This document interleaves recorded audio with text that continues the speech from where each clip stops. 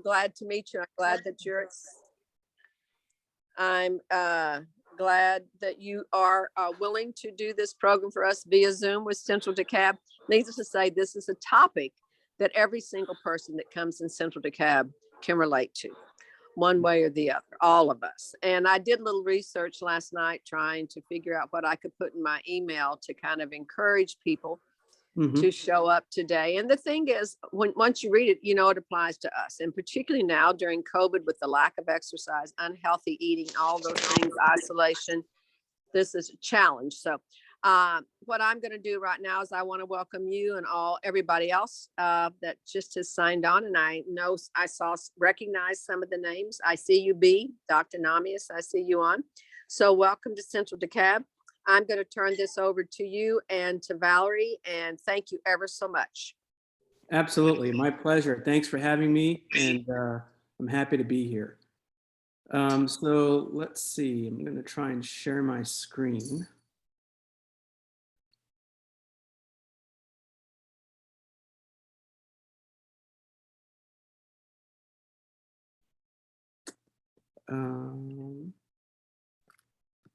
Looks like my firewall is preventing my screen from being shared. So let me see if I can.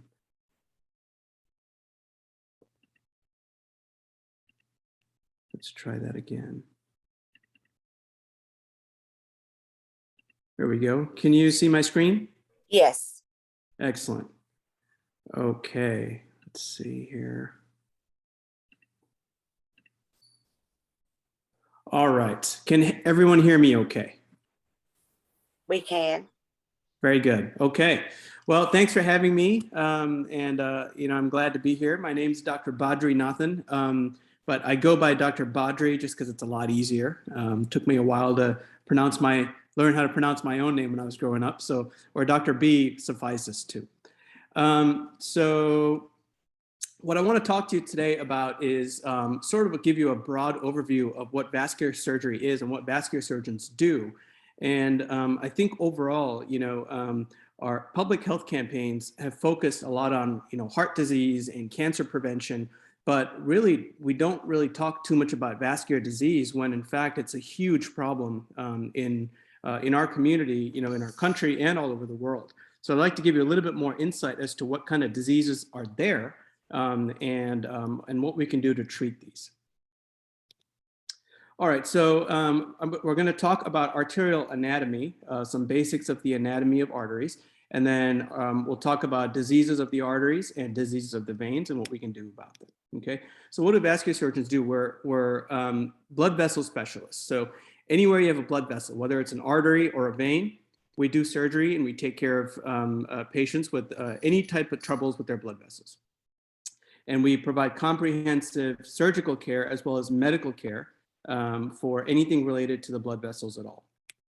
Okay, and so the full spectrum of vascular care involves open surgery, and when you think of open surgery is what you would normally expect when you think of a surgeon. Big incisions, instruments, those kinds of things. And then there's also the cutting edge technology that we use for what we call endovascular surgery, where we use minimally invasive techniques with little needles, catheters, and wires to be able to go and treat these diseases within the artery and within the vein itself. And then, of course, medical management. So we manage, conditions from diabetes, high blood pressure, high cholesterol, et cetera. But typically, we do these within the realm of a patient who needs vascular surgery care.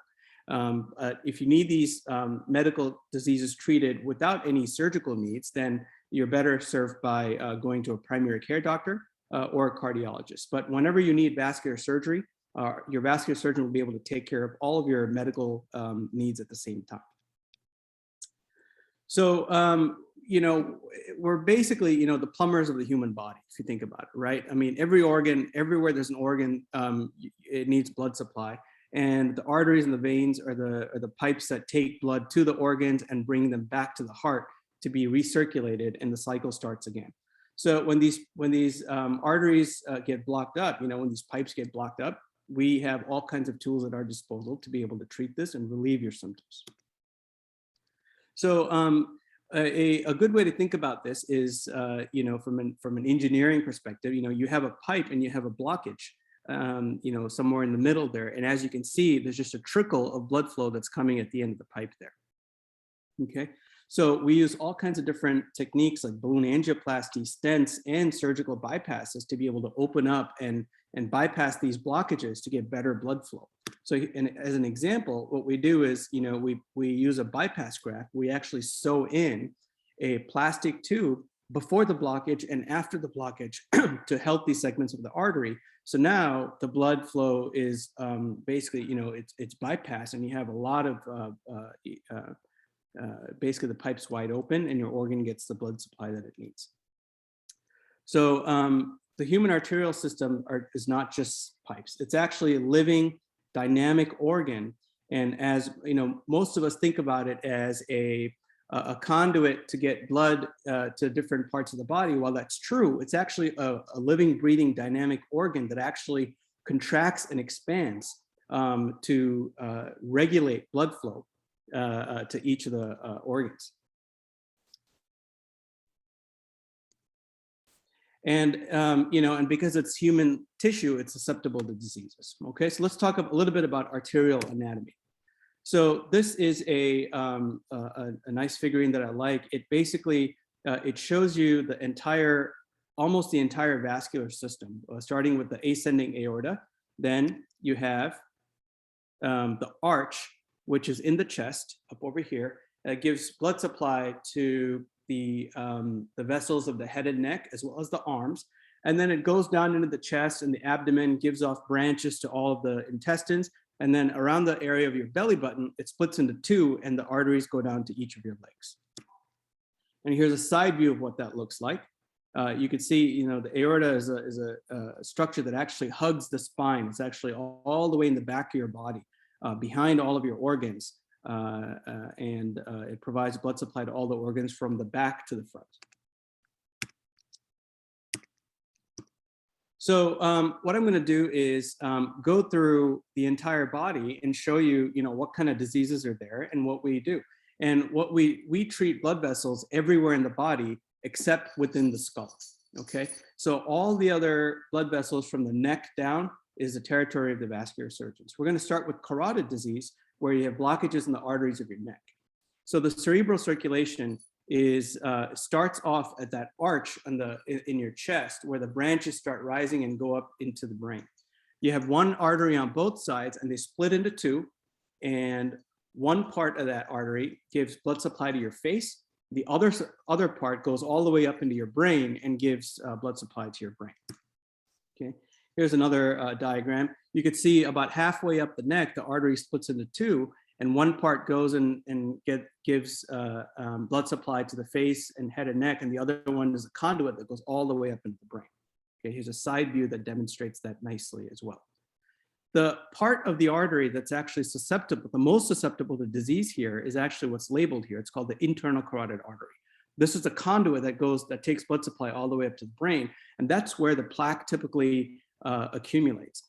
If this plaque ruptures, then the blood can basically take that up into the brain and cause a stroke. Okay, so there's all kinds of surveillance protocols with ultrasounds that we do to figure out how much plaque patients have in their arteries, and we correlate that with the risk of stroke. And once the risk is high enough, we would offer an operation to clean out all of that plaque and decrease the chance of having a stroke in the future. Okay.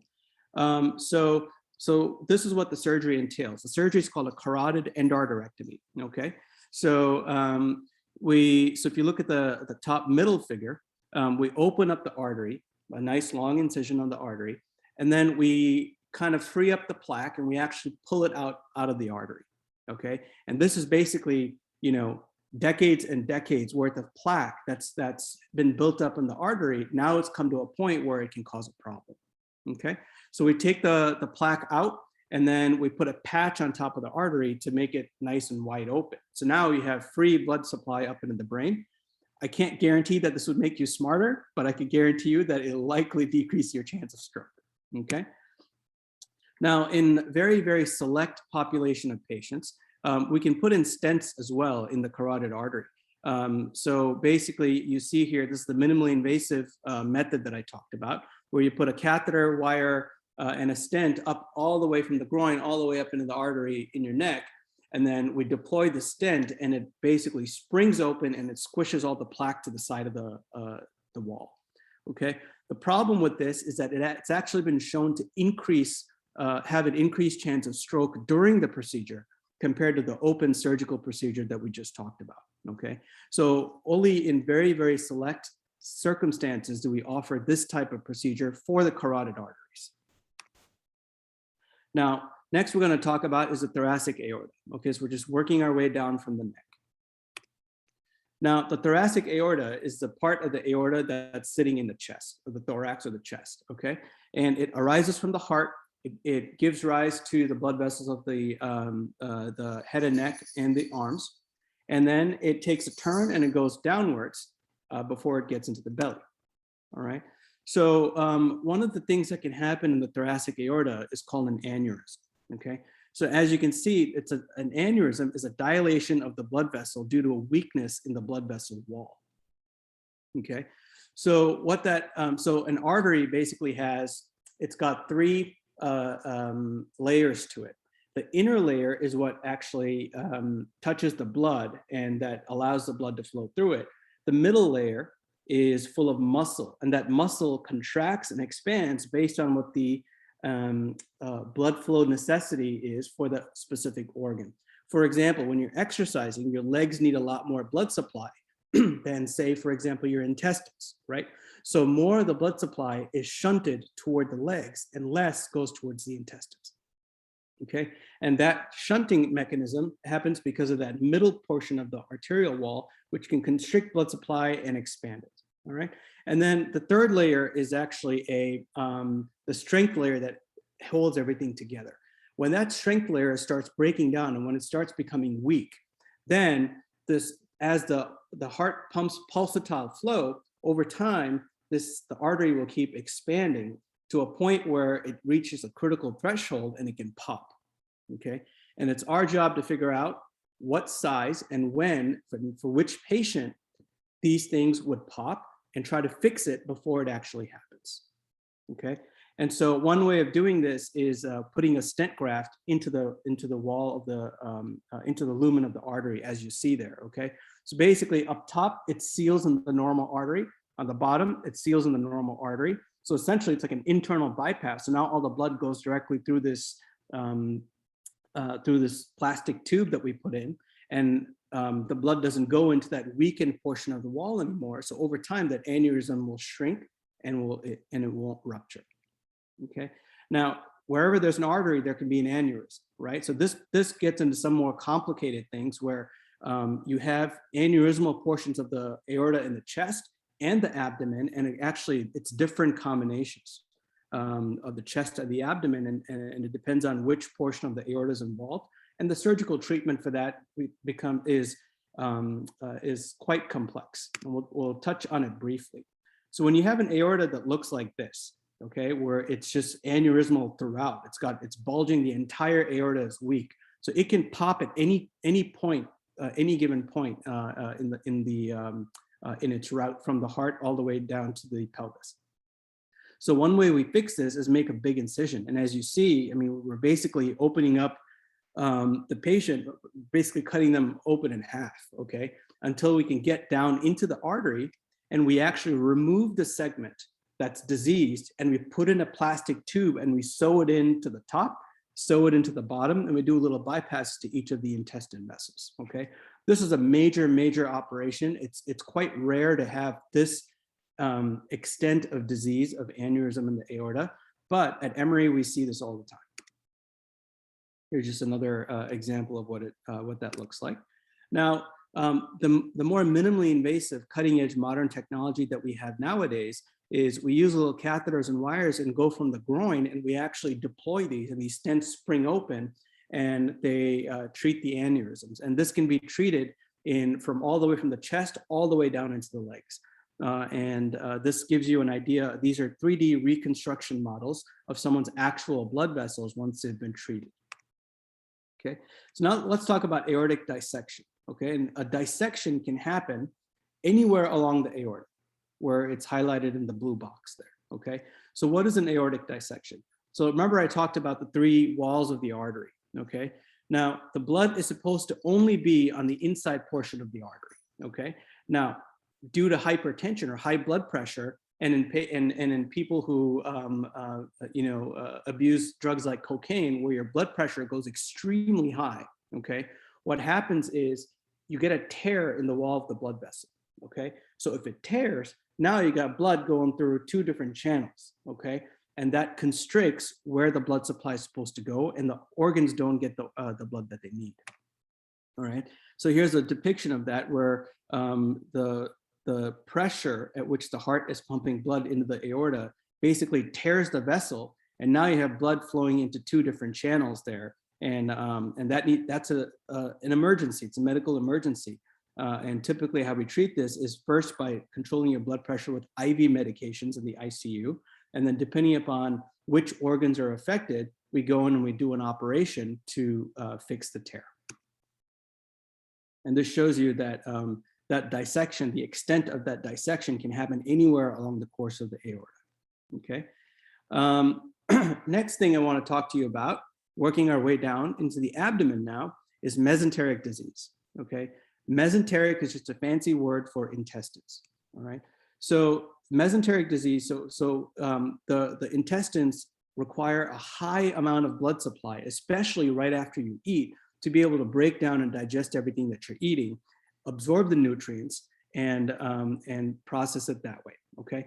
So it needs an exorbitant amount of blood supply. So after you eat, you may have noticed you get sleepy. The reason why is because the blood vessels going to your intestines dilate up, and your body shunts a lot of blood into your intestines, and less of it goes to other places, okay? And that's why you feel sleepy, and because more of your blood is actually going to your intestines, okay?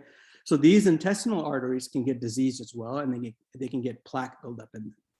And so if that happens, when you eat, you start getting severe pain every time you eat, because your body is trying to shunt more blood flow into that circulation to your intestines, but it's not able to, because there's a blockage there, okay? And that's where we come in, and we help take care of that blockage, okay? This is just another depiction of how complicated the intestinal system is, and each of these vessels have specific names. So what can we do? So here's a side view of the aorta of one of the intestinal arteries, and the yellow stuff you see in that first picture is the plaque buildup. So what we can do is we can come from the arm. We actually come from the arm, where right in the elbow region, and under X-ray, and using these minimally invasive techniques, we can put a wire all the way from the arm into the intestinal artery, get it across the blockage, and in the middle picture, you can see what that X-ray looks like during surgery. You can see a critical narrowing there, and then we can put a stent across it, and then on the third picture, you see that now that artery is wide open, okay? And it's amazing the amount of symptomatic relief that patients get. I mean, it's astounding. It's almost immediate, okay? These patients, when they see me, they've lost weight. They've lost 30, 40 pounds in just a couple of months, because they're afraid to eat, because every time they eat, they have severe abdominal pain, okay? So, and of course, that can happen in other diseases as well. But once we rule out those diseases, once we realize it's actually blockages of the intestinal arteries, and we treat it, the next day the patient's eating a full diet. I mean, they can eat a steak and they feel great. Okay, it really truly is amazing what we can do. And then, and what you're left with is a tiny little poke hole, which ends up healing into a tiny little scar on your elbow. Okay. Now, so in some patients, the plaque is so hard, it's like concrete, and there's no way that we can get through it and put a stent and crack it open. It's just not possible with the instruments we have. In those situations, we do open surgery, where it's a big incision on the belly, and we manually sew in these grafts to do a bypass, to bypass around the blockage. And this is just a pictorial of what that looks like. Okay, so the next thing we're going to talk about, we're still going to stay in the abdomen. We're going to talk about an abdominal aortic aneurysm. Okay, and this is one of the major aneurysms that vascular surgeons treat. It's more common than the aneurysms that are up in the chest that we talked about. So on the left side, you see a normal abdominal aorta. It comes down and around the area of the belly button, it splits into two, and it goes down into each of the legs, okay? Now, in that region, if that wall of the artery is weak over time, just like in the chest, it starts expanding and it can pop. And if it pops, I mean, death ensues usually in about 45 seconds. So once these become a certain size, for women, it's typically 5 centimeters in size, and in men, it's 5.5 centimeters in size. We offer an operation to fix it because the chance at that time for it to rupture is approximately 10% at 1 year. Okay, and as the aneurysms get bigger, it's not a linear relationship. It's actually a curve. It's actually an exponential relationship. So, you know, adding 1 centimeter of the aneurysm from 5 centimeters to 6 centimeters actually increases the chance it can rupture to about 30 to 35% per year, or even higher as the aneurysms get bigger. Okay, so and if it ruptures, I mean, it can become a life-threatening emergency. Okay, so we need to fix this before it becomes a problem. And how do we know that a patient has an aneurysm? Most of the time, these are actually picked up from a incidental point. So, you know, a patient will get a CAT scan for some other reason, and then it incidentally shows that the patient has an aneurysm. And then so, you know, and it'll give us a size, and over time we'll follow these sizes. And once it hits a certain size, we fix it, okay? And that's the other thing I'd like to stress is, you know, patients and vascular surgeons, they have a long-term relationship. You know, our patients need surgical care, you know, multiple times throughout their lives. And so even after you get one vascular surgery, we see you for the rest of your life and make sure that the stent or whatever we did for you continues to stay open, because your body likes to, you know, block it off again. And we actually go back in and we are able to open it back up again before it becomes a problem, okay? So how do we fix these aneurysms? The traditional old school way that we still do these days is make a big incision on the belly, take a plastic synthetic tube graft, and we actually clamp off the arteries like you see, and we manually sew it in with needles and suture, okay? And now the more minimally invasive techniques, we go in through the groin with catheters and wires, and we deploy those stent grafts, and it actually conforms to the wall of the artery, and it fixes the aneurysm that way. And not everybody's a candidate for the minimally invasive way because everybody's anatomy is a little bit different. So you have to have certain anatomic characteristics that will qualify you to get the minimally invasive way, okay? And the minimally invasive way is actually great because, you know, just like the previous one, like I talked about, you have tiny little poke holes in your groin and you have your aneurysm fixed and you'll be up and walking the next day. But this open operation, it usually takes about 7 to 10 days in the hospital. You're gonna have pain, you're gonna have a big incision, it's gonna take some time before you can start eating again. But it's a better operation in the sense that the longevity you get, you know, 10 to 15 years from this open operation. So you pay for it in upfront by undergoing all the pain and the big surgery. But after that, it's the most durable repair that we can offer, okay? When we do it the minimally invasive way, we do it within the arteries itself, where we put the stent grafts. But the problem is sometimes these stent grafts can move. And sometimes because it's a dynamic system, right? So because the heart's still pumping blood through it. And if the graft slips, then the aneurysm becomes a problem again, okay? So patients who get the minimally invasive treatment, they get a faster recovery up front, but then every year you're gonna need a CAT scan to figure out where the stent graft is situated and what we need to do if there's any problems, okay? So this is what it looks like inside surgery with open surgery where we actually take the graft and sew it into the blood vessels. And this is a nice pictorial of what it looks like when we do it the minimally invasive way, okay?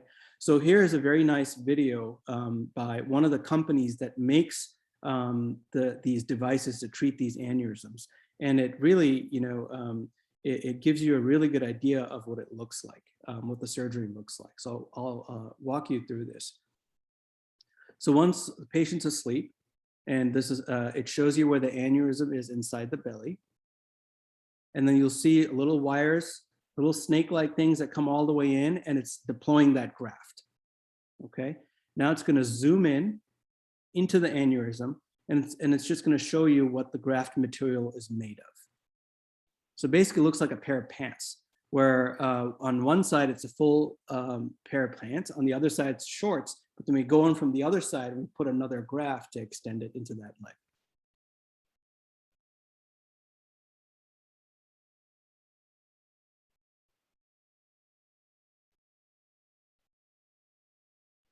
Let's move this along a little bit here. And then, so you can see here, we take a balloon and we go in and we use the balloon to make sure it's nice and well opposed and it's fixed. Okay, and then we put that other portion in from the other leg, and now it's fully treated.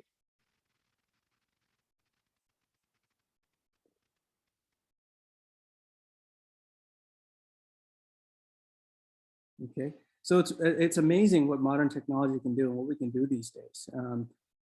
Gore is one of the companies that does it. I don't have any financial incentives or anything with Gore at all. I just think it's a good video, so I thought I'd show this to you. And again, wherever there's aneurysms, there's other artery. Wherever there's arteries, there's aneurysms. So you can have arteries in the popliteal artery, aneurysm in the popliteal artery, the carotid artery, subclavian, which is in the arm, iliacs, which is close to the aorta, and you can also have aneurysms of the intestinal arteries as well. And each of these are treated slightly in a different manner. Then we're going to talk about peripheral arterial disease, okay? And this is blockages in the arteries of the legs. So the red here represents the arteries. It's taking blood into the leg, and the blue represents a blood that's going back up into the heart from the legs, okay? So peripheral arterial disease, or PAD, is basically plaque buildup in various arteries within the leg, causing various symptoms, okay? One of the most common symptoms is when, when you're at the mall or you're exercising, or you're basically doing something that's requiring more blood supply being pumped into your leg. And if you have too much plaque buildup, your calves start hurting or your thighs start hurting because those muscle beds are hungry and they're not getting the blood supply that they need, okay? So the way your body tells you it doesn't get the blood supply that you need is by causing pain in those muscles. And so there's all kinds of different treatments that we can do to try to alleviate these symptoms by removing the plaque, or by bypassing the plaque, or by putting stents across the plaque to be able to get more blood supply so you're not hurting when you exercise or when you walk. So here's a nice little diagram about that. So this is an endovascular approach. We use a balloon and we inflate the balloon from outside the body, and that balloon becomes inflated, and then the artery is much more open than it was previously, okay? In the smaller arteries below the knee, those arteries you can't really put stents in because they're so small, and the stent actually takes up additional room within the vessel. And so it has a higher chance that it will fail. So in the smaller arteries, we can't put stents in, so all we are limited in doing is doing these balloon angioplasties. And once we keep doing these angioplasties, and if it doesn't work, then we offer a surgical procedure to do an open bypass. Okay, so this is what it looks like during X-ray, when we're using X-ray during surgery. Okay, so it looks like, you can see in picture number A, letter A, on the left side of the image, you don't see that nice straight artery because it's got a ton of plaque in there and it's completely blocked. In picture B, you see that we have a little catheter and a wire that's going across the blockage. And in picture C, that's what it looks like once the stent is fully deployed. So now you look at picture A, where the leg is basically, the artery is completely blocked, and you compare it to picture C, it's an amazing difference. And again, patients who couldn't walk more than 5 minutes without pain immediately are able to get up and walk, so much more and so much faster because they're getting the blood supply that they need. Okay, and here's another example of the smaller arteries below the knee. So in the little diagram on the right side, that square shows you which part of the body that the X-ray is actually looking at. And it's just below the knee. You can see the blood vessel in picture A has a narrowing there, and it's very, very, very minimal blood supply is getting across it. But once we go down and we treat it with the balloon, In picture B, you can see it's wide open. And there's there's hundreds of different balloons on the market, and some of them are called compliant balloons. Others are very stiff balloons. Some of them actually have blades on them, where when you blow up the balloon, the blades will cut and score the plaque and actually enable to kind of crack open that blood vessel, if you will, and crack open that plaque. And then these are stents. And stents by themselves are basically just metal tubes that are flexible. And they come in all different shapes and sizes, and they're loaded on, they're basically constricted onto these catheters that we put into the body. And we basically, when we deploy them, they spring open to what their factory determined memory is when they were initially manufactured. Okay, stent grafts are basically these metal tubes, but they have a plastic coating around them. And in certain situations, we have to use these stent grafts because if you think about it, to treat an aneurysm, if you just put a metal tube here with holes in it, that the blood is still flowing into the aneurysm. So you have to have a metal tube with a covering on it to completely exclude the aneurysm. That's where these stent grafts become useful. And this is a nice little depiction of what that looks like inside the artery. And these, these are usually considered permanent in the sense that once we put them in, we usually just leave them in. Okay, but sometimes if once, some people get these stent grafts that end up being blocked over the course of years, and no matter what we do, we can't get them open in a minimally invasive fashion. So we have to go in, we have to actually open up the artery, and we can just pull out that stent along with all the plaque around it, and then put a patch on it just like we did for the carotid. So for all intents and purposes, these stents are permanent unless you need another open intervention, open surgery, to go in and remove the stent to bypass the blockage. Okay, and here is another nice video that shows you that there's plaque buildup in the very beginning of the leg arteries, as you see there. Okay, we put little wires up both sides from the groin, and then we put in little stents that are mounted on balloons. And as we blow up the balloon, these stents actually expand and it squishes the plaque to the side.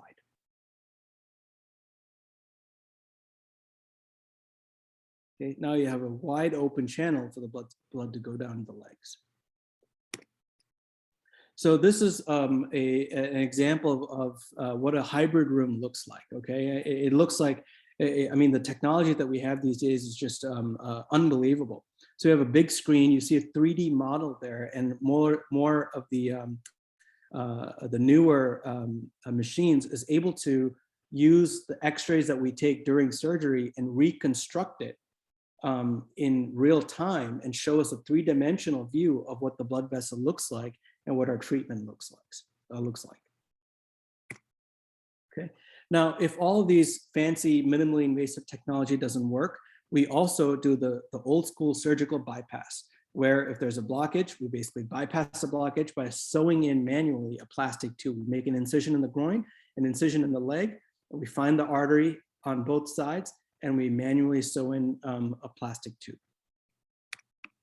Okay, so as you can imagine, some patients need a bunch of stents done throughout their lifetime. They need a bunch of different surgical bypasses because no matter what we do, nothing is 100%. It's not forever because your body is still going to deposit plaque within the new bypass as well. So then we'll have to reroute the bypass of the bypass that we initially did.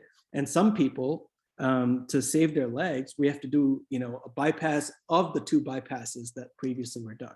So you end up with a very complex set of pipes here, and that's really the complexity of the disease can be reflected in the complexity of the treatments that we can offer to help our patients.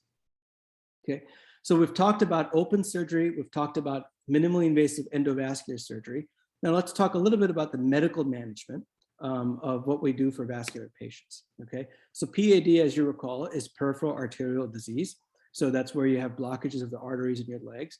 And what are the risk factors to develop these? Smoking, diabetes, high blood pressure, high cholesterol, and some inflammatory markers, as you see there. Okay, and you see that the bigger black bars smoking and diabetes are two of the main risk factors to get these blockages in your blood vessels. Now, a key risk factor not on here is age. As we all get older, even if we don't have diabetes, even if we don't have high blood pressure, and even if we don't smoke, you know, it's the natural progression of life for us to deposit plaque in our arteries as we get older, okay? But that plaque deposition becomes accelerated in these medical conditions and in people who smoke. Okay, so most of my patients are, 60 plus years of age. There are some vascular diseases that affect the younger population, which we see, but they're pretty rare. And if you smoke and if you have diabetes, typically you'll see your vascular surgeon at an earlier date. Then if you don't smoke and if you don't have diabetes, then as you get older, if the plaque becomes a problem, typically patients are over 70 years old by the time they see us. Okay. Now, this is a nice diagram that shows you where peripheral arterial disease sits compared to all the other diseases that we see. So as you see, heart disease is primarily what affects our population. And the reason why is because the heart itself needs blood supply to function. And the arteries that supply the heart, that nourish the heart muscle, are tiny. They're really, really, really small. So if you get plaque in those tiny arteries, you can imagine, that the heart's going to get a heart attack. Okay, and that's really the basis of what a heart attack is. Now, if you have plaque in your bigger arteries in your legs and bigger arteries in your neck, you can bet that you have plaque in your arteries of your heart as well. Okay, so that's why peripheral arterial disease, plaque elsewhere in your body, is actually considered a risk factor in and of itself to cause a heart attack in the future, because it's a marker of having heart disease that is just silent. Okay, and PAD is more common in men than women, and peripheral arterial disease is a marker of mortality. Okay, so if you look at normal subjects, the line all the way up top, okay, that is basically normal subjects without any significant plaque in their vessels. Okay, now if you look at the bottommost line, that's severe symptomatic PAD. So you can see that by year 10, you have a significantly decreased chance of surviving, because in addition to having plaque in your arteries and your legs, you have plaque elsewhere that can cause strokes, it can cause heart attacks, etc. And so it becomes critical for us to control the risk factors that causes peripheral arterial disease, because these same risk factors also cause heart disease and also cause diseases that cause strokes. Okay, so we have all kinds of tools that we use to test to see whether or not you have plaque in your arteries. Typically, a patient will come see me for pain in their legs when they're walking. So we'll use blood pressure cuffs to be able to determine how much blood supply the legs are getting and compare to the arms, see how much blood supply the arms are getting. If there's a significant difference, that tells me that there's a lot of blockages in the legs. Then I use more specialized tests to figure out where exactly those plaque is in the leg, to figure out where the stent needs to go in. Okay, so we use ultrasound to try to diagnose where the plaque is located. We use angiograms, which is X-ray and contrast dye during surgery. We use CAT scans. We use 3D reconstruction models, and we also use color Doppler flow, which is a special type of ultrasound. Okay, so we have all of these different invasive and non-invasive techniques to identify the disease and treat it. Okay, so what can you do? If you smoke, stop smoking. That's really the best thing you can do for your health, is to stop smoking. Okay, and it's amazing that back in the day, you see, this is an advertisement for Camel cigarettes, and more doctors smoke Camels than any other cigarette. I mean, it's amazing. Now smoking is forbidden in any hospital, in most hospitals, especially at Emory. Okay. Get good control of your diabetes if you're diabetic. That could mean regular visits to your primary care doctor or your endocrinologist. You may be on insulin, you may be on oral medications to get your blood sugars under control. And you need regular eye exams and regular foot exams, because diabetes causes vascular disease of the tiny little blood vessels that supply your eyes and the tiny little blood vessels that supply your feet. And we can't do surgery for those tiny, tiny little blood vessels. So the best thing you can do is keep an eye on them and try to keep your blood sugars under control. Okay. Healthy diet, you know, fruits and vegetables and lean meats. I'm vegetarian, and so, you know, I usually get my protein from plant-based protein and dairy as well. Most of my patients are on a baby aspirin every day. A baby aspirin, most people think of it you know, helping with headaches, etc. But baby aspirin actually thins the blood just enough to decrease the chance that some of these plaques have cause any problems. And a statin is a medication that decreases the amount of cholesterol in your blood. It doesn't, it's not like Drano in the sense that it doesn't remove the plaque in your blood vessels, but rather it stabilizes the plaque that's already there and decreases the progression at which more plaque gets built up in the arteries, okay? And even if you don't have high blood pressure, but you have other diseases like diabetes, or if you have, you know, peripheral arterial disease, it's still recommended that you take a statin because it actually has anti-inflammatory properties. So even if your blood cholesterol is normal, these statin medications have other pleiotropic effects that they, positive effects on your arteries. Okay, and exercise. Exercise is key.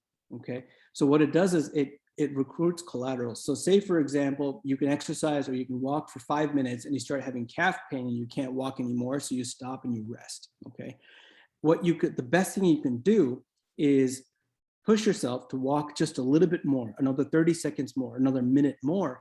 What that does is it makes your body form blood vessels around these blockages. It actually sprouts tiny little blood vessels to get better blood supply into whichever muscles need them. So over time, over the course of 3 months, 6 months, you'll see that when you started, you were walking 5 minutes. Now you can walk 15 to 20 minutes. And this you can accomplish without having any surgery at all. Okay, so like I said, walk until the point of maximal pain and then repeat the cycle. Okay. Now we've talked about everything from the neck all the way down to the legs. What about the arms? Now the arms are a little bit different because usually, you know, peripheral arterial disease doesn't affect the arms as much. You do still get plaque in the arteries of your arm. And sometimes we do have to put stents in those arteries. But a lot of times when patients throw blood clots from their heart, for example, when they have AFib and they throw blood clots from their heart, what happens is that clot can go anywhere. And one of the places it can go is the arms. And if it goes and lodges in the arm, the hand doesn't get its blood supply. So it becomes a surgical emergency. We have to make an opening in the artery and put a little balloon in and actually fish out the clot, okay? And this clot can go anywhere. So it can go in the arms, it can go in the legs, it can go in the intestinal arteries, okay? And the procedure to remove the clot is almost essentially the same. It's just different anatomy in different parts of the body, okay? The other thing vascular surgeons do is we create dialysis access.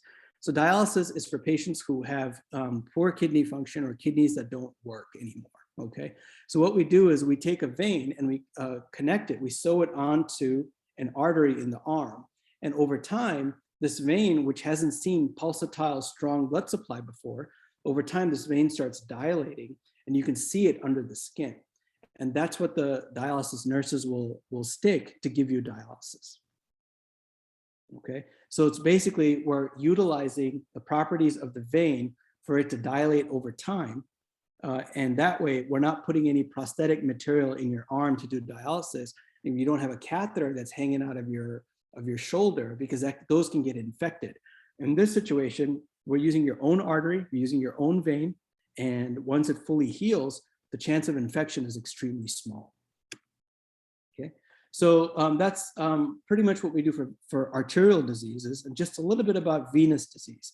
So we also treat vein diseases, and that includes varicose veins, spider veins, venous insufficiency, DVTs or blood clots in the veins of the leg or the arms, and also in rare cases, aneurysms of the veins as well. Okay, So on the top picture, you see those are called spider veins. And there's a tiny, tiny little veins that eventually, if they're, if they're left without treatment, they start bulging more, as you see in the bottom pictures. Okay, so how do we treat this? It's an office-based procedure. We put a little catheter into the vein with a tiny little laser at the end. And as we pull the catheter out, we turn the laser on.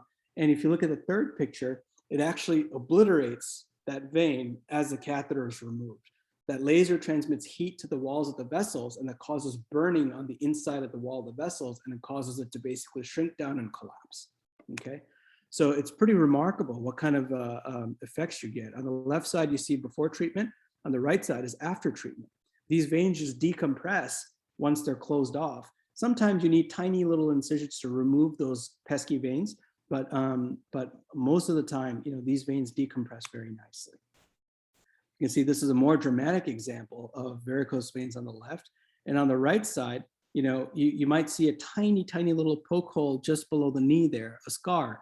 And that's all you really end up with, and all the veins are gone. Okay. The other thing that can happen are blood clots within the deep veins of the leg. Okay. And this in and of itself is more of an annoyance because it causes swelling and pain in the leg. But the more concerning aspect is if this clot breaks off and goes up into the heart and lungs, it can become life-threatening. So typically the treatment for blood clots in the veins like this is blood thinners. But in certain situations, we can actually go in minimally invasively with catheters, and we hook it up to a little vacuum, basically vacuum out all of those clots so that the clot is gone, your swelling is gone, and it decreases the chance that any of that can go up into the heart and lungs. Okay. That's all I had for you. I threw a lot of information at you, but I wanted to give you an overview of what kind of diseases are out there and what we treat and what we can offer for you. And I want to open it up to any questions that you may have. Please.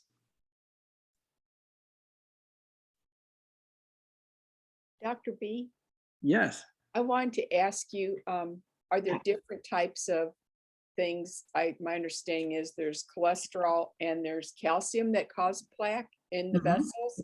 And how do they determine, are they both equally bad in your vessels? What do they do for that? That's a great question. Yeah, great answer. So the calcium is actually the body's way of trying to heal something, okay? So when something is abnormal, the body tries to heal it by depositing calcium in it. For example, if there's a cancer or a tumor, okay, a lot of times you see that there's calcium within the tumor itself because the body knows it's abnormal. And the way it tries to heal it is to try to wall it off with calcium. Same thing happens within the blood vessels. You have plaque buildup in the blood vessels, and over time, your body knows that the plaque is abnormal. So it starts calcifying the plaque and trying to quarantine it off from the rest of the blood vessel. So if you see calcium or calcified plaque in any blood vessel, it just means that the disease has been there for a long time, and it actually gets a little bit more difficult to treat because it becomes hardened, and it makes the treatment a little bit more difficult. Is that related to kidney stones that are created with calcium? So kidney stones are usually, so that's a different mechanism. Kidney stones usually happen because there's different types of kidney stones, and it's because of precipitation of solids from the urine as it's made. Okay, so it's a little bit different than the plaque and the calcification in the arteries and in the blood vessels. Okay, so what is plaque actually made of? It's like, should we be drinking a certain kind of water? If the water coming out of our faucet creates all this white gunk around it. So the water really doesn't cause the plaque. It's really age and the risk factors that we talked about that causes plaque buildup in the arteries, like smoking, diabetes, high blood pressure, and a poor diet. And so you can't really, there's nothing that you can eat or drink to kind of dissolve the plaque away. It's just that there's medications we have to kind of stabilize it. What was the first part of your question? I said, what is it made up of? I guess Yes. I'm trying to figure out what not to eat or drink to create. So it's made up of basically all kinds of different types of fats. Okay, so it could be cholesterol, it could be high density cholesterol, low density cholesterol, it could be a little bit of triglycerides and some inflammatory cells that build up in the walls of the arteries. So Okay? is taking fish oil and stuff like that good for it or not? It is, because that fish oil increases your omega-3 fatty acids, and that actually helps promote a more healthy blood vessel and healthy organs like, eyes. It basically, it decreases the amount of bad cholesterol that's in your blood and increases the good cholesterol. Okay. How much of it should we take? I'm going to pop one right now. Whatever the bottle says, just follow what the bottle says. They usually, some of them are one, some of them are twice a day. But flaxseed, if you're vegetarian, I take flaxseed supplements, and that does the same thing. It increases your good fat and decreases your bad fat. Okay, what about leg cramps? Like when you wake up in the middle of the night and you have leg cramps and you're not even moving. Yeah, that's usually more related to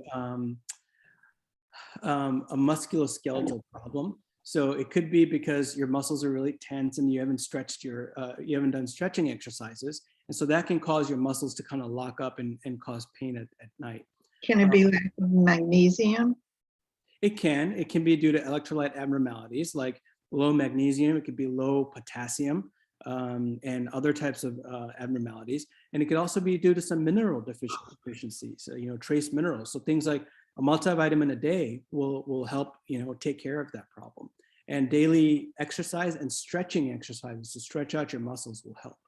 In certain situations, you can get pain in your leg when you go to sleep, because what happens is when you're standing, now that can be from a vascular perspective, right? So if you have so many blockages in the arteries of your legs, okay, that when you're standing upright, gravity helps pull that blood down into your feet, right? So during the day, you're not having too much trouble. But at night, when you lay flat, you start having trouble because now gravity is not helping that blood flow into your legs. And so your heart has to work that much harder, and the blood vessels are really trying to get blood into your foot.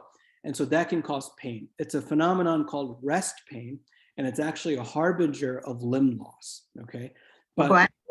of limb loss, of people who could lose their leg, okay? Right. Because their leg is not getting enough blood supply at rest to be able to live.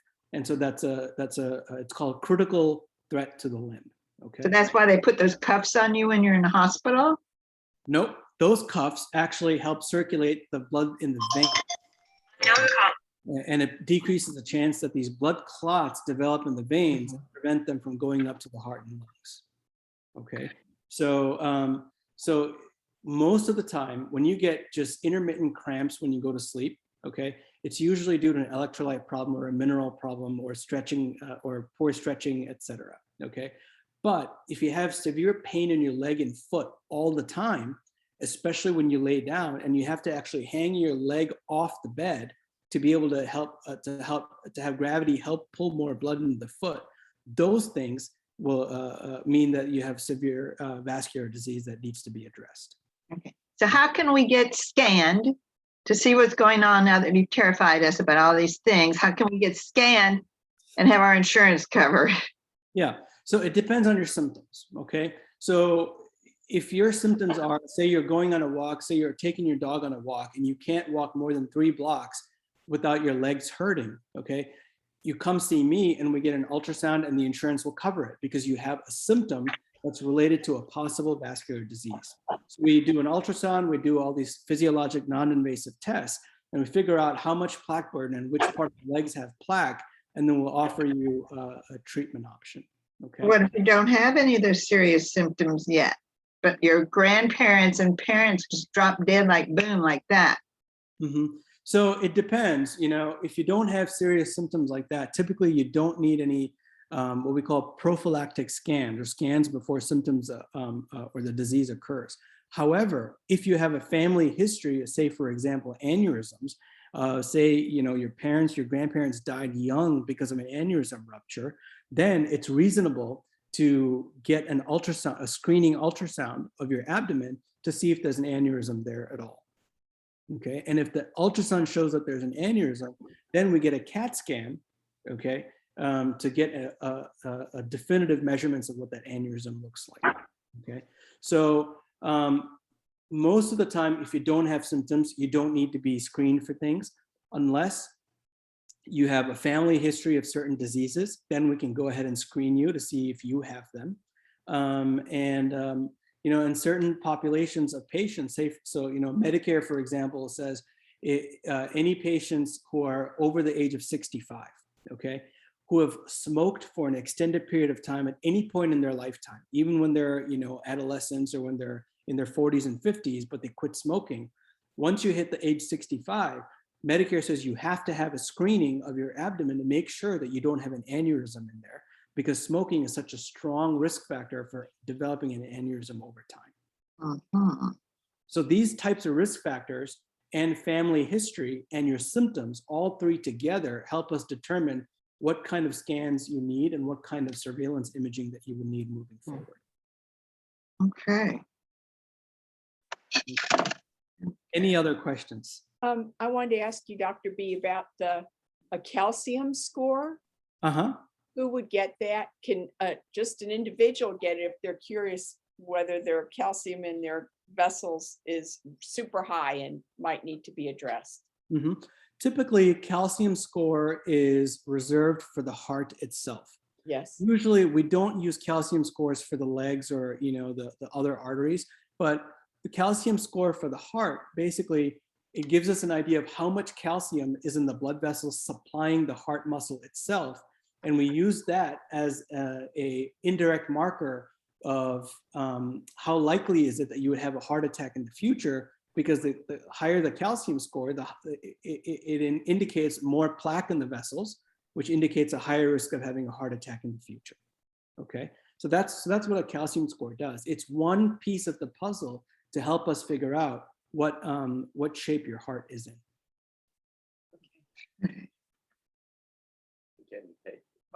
Could I get that myself if I went to my primary doctor and said, could I get this? I'm concerned because my mother had a heart attack or my father had a heart attack and died. Mm-hmm. Yeah, I think it's perfectly reasonable for you to see either your cardiologist or your primary care doctor.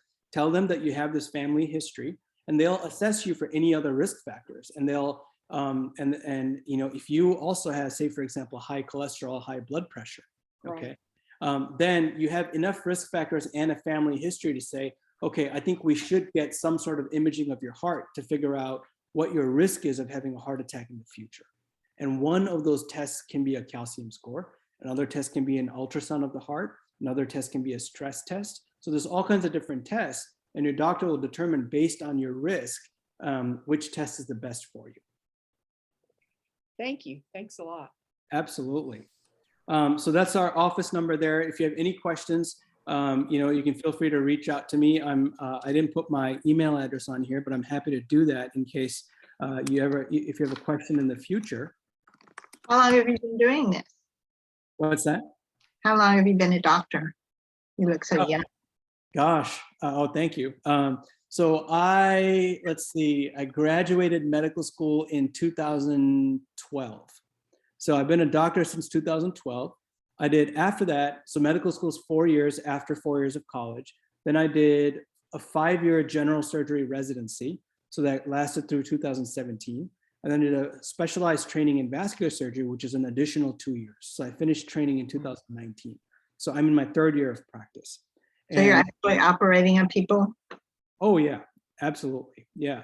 And, you know, so far, you know, if you count vascular fellowship in it as well, I mean, I've done thousands and thousands of cases, you know, and taken care of thousands of patients with all kinds of diseases, anywhere from the neck all the way to the toes. You know, like I said, You're vegetarian because you know all this medical stuff and how bad it is. Is that why? Or is it part of your religion? Or no, it's because of all of this stuff. You know, I grew up, you know, when I grew up, my family was religious. So we wouldn't eat meat or anything. So I grew up that way. But nowadays I'm not as religious, but I try to stick to a vegetarian diet just because it's a lot healthier for you. Yeah, I was vegetarian for over 30 years. In the past 15 or 20, I started eating chicken and more fish again. I've gained 30 pounds, which I need to lose. I got you. But if you're going to eat meat, chicken and fish, those are the better meat to eat because they're lean meats and they're high in omega-3 fatty acids. So they're actually good for you compared to red meat. I'm just hungry all the time. That's my Me too. But, I try to snack. It's all about portion control. You can have fried foods, you can have fatty foods. As long as you limit it to a small portion, you can eat whatever you want. Can you eat shrimp? I don't eat shrimp. Thank you, Dr. Badri Nathan. It was so informative, so clear. Yeah. A I'm super glad. presentation. I wish glad, everybody had heard you. Thank you. Thank you. Thank you. Thank you. I took lots of notes. If you have other friends or colleagues who want this presentation again, I'm happy to do it again in the future. I think we've been coordinating with Beth Jansen, and so I can do, if you're interested in a specific topic within vascular surgery, of all the topic overviews that I gave you today, I'm happy to do another lecture series on that as well. So Can we watch a live one? What's that? Can we watch a video of a live one? Of a live Live surgery? surgery? Yeah. I do have some. I could put in little clips next time. Yeah. That would be interesting.